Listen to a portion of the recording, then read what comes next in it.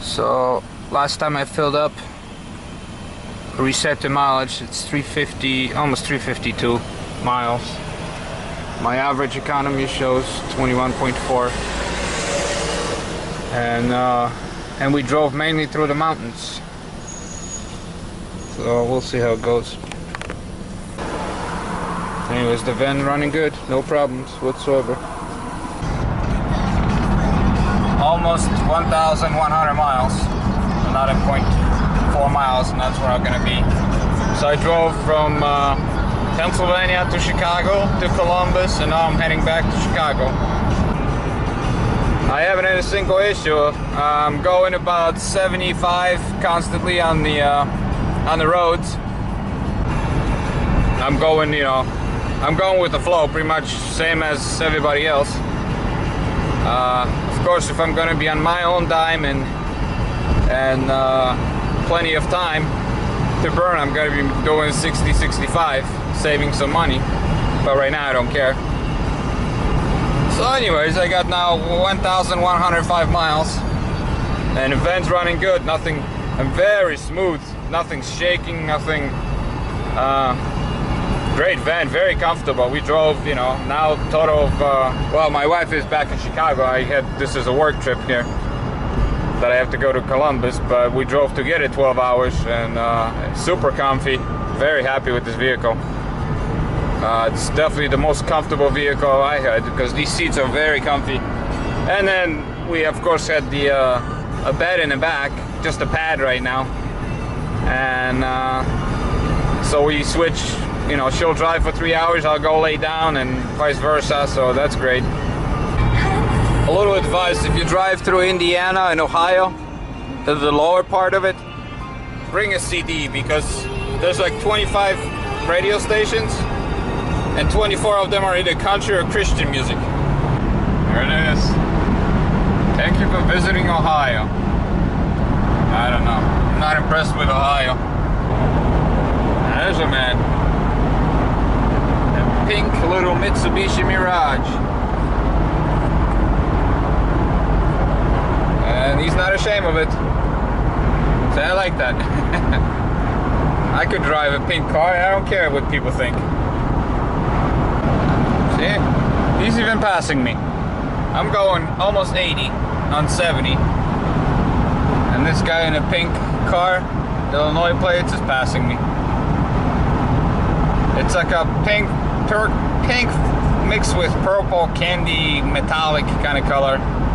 Definitely something that 99% of guys wouldn't drive, especially here in Indiana, where every man's got a pickup truck that it's lifted, that's got loud pipes and huge tires, and because, well, anything else is just gay. And here's this guy in the pink car, and proud of it. So I like seeing things like that, And look at all the windmills. If you go from Indianapolis to Chicago, you'll be passing these windmill farms that just go for miles and miles. And there's very little wind. Actually, I don't see any wind on the trees. Nothing, no movement. And but the windmills are spinning. Some are not, but this one's definitely moving. Could it be a vent dweller? Nah, I don't think so. So he's got the vent, so maybe he's got a CB radio. But it's a woman. But who knows? These are the new Nissan high-top vans. Here's a campground in Indiana. A little pond, a bunch of trailers, and it's filled, completely filled. On a weekday. It's Wednesday.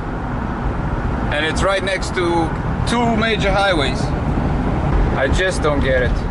Who comes camping to Indiana? Every exit I see signs for campsites and campgrounds. And it's just, it's crazy. It's cornfields, and they have these little, like a pond that seems like it's for keeping water, for watering cows or something.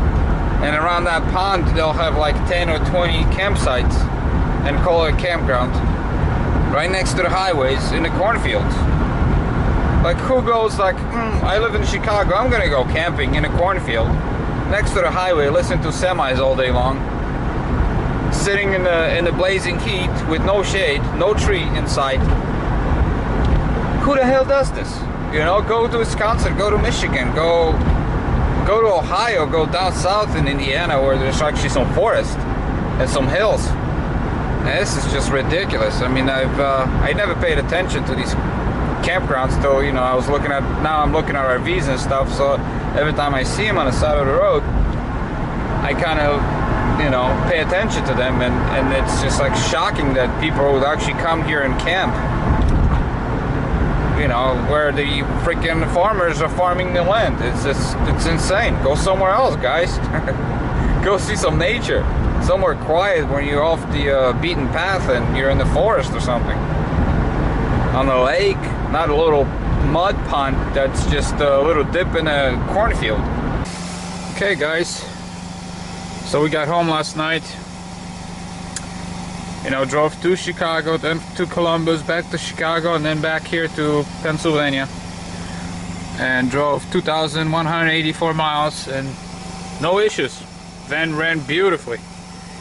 Gas mileage, this one shows the average 21.5 on this little display here. I did 7 fill-ups and I calculated with you know, receipts and the miles I driven. I always fill it up all the way to the top of the tank, because that's how you do it, to figure out the mileage. And the actual mileage was 20 miles, 0.6. So this is actually shows a little better than what actual mileage is. But still, very good mileage, because I was going 5 miles over the speed limit pretty much everywhere. And if you go through Ohio and Indiana and most of the Pennsylvania, at 70 miles an hour speed limit, so I was going 75, and where it dropped to 65 I was going 70, so I wasn't going slow, holding up traffic or anything. I think if I was doing like 55 like Dan travels, or you know, then I would probably get 24, 25 miles per gallon. So really good for a big van like that. I just purchased a toilet, one of those 2-part toilets that other guys have it. It will hopefully arrive in a couple of days, so I'll make a video of that.